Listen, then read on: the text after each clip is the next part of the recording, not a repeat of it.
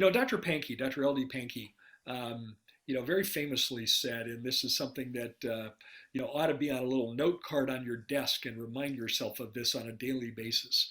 In order for you to achieve your full potential as a dentist, there are four things you need to know. Number one, you need to know yourself. Number two, you need to know your work. Number three, you need to know your patient. And number four, you need to apply your knowledge.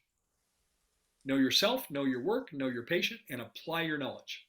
Naren, that simple directive there could quite literally be something that you could revisit throughout your career, and simply use it as a way to drive yourself forward, so that you can become the best possible dentist you are capable of becoming.